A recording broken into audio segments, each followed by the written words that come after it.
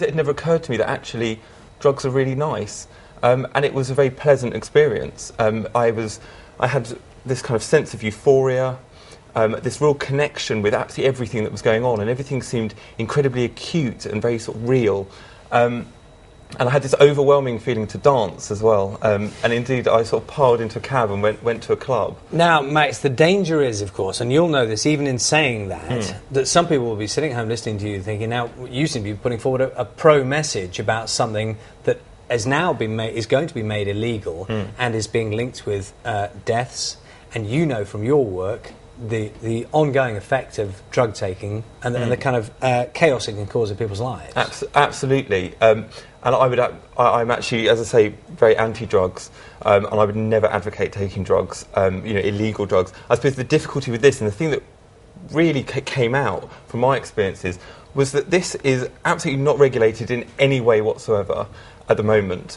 And, youngsters who can't even buy solvents can actually just get hold of this. We have restrictions on alcohol and cigarettes, and yet there's no restrictions on this. And I suppose my real concern is the fact that youngsters, people under the age of 18, are getting hold of this, and it's an intoxicating, mind-altering substance. So in fact, it sounds as it sounds as if what you're saying is you support the idea of this ban. Well, to some extent, I completely understand why people would want to ban this.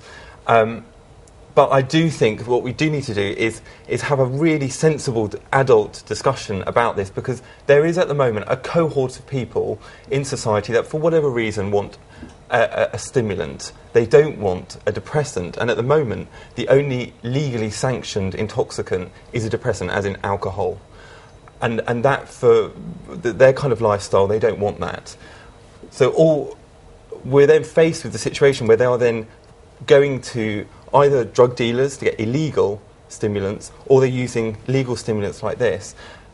And I think that there will come a point where perhaps we as a society have to decide, well, are we going to sanction some kind of stimulant? Are we going to choose a particular, something like either this or the next stimulant that comes in, and monitor it, regulate it, license it, so that the key thing is that the youngsters can't get hold of it. Is it your experience from the people you've been dealing with and working with, your patients, that they see any link between this product we're talking about now and the stories we've seen about people dying as a result of it, or do they think that that these things are totally disassociated? I think people completely dissociate those two things, and I suppose when you read the reports in the media, it's very, very negative. And of course I think it's very difficult, because a youngster would take it and then they think, well, it's just adults trying to stop me having fun because I've taken it, my friends have taken it, we're all okay.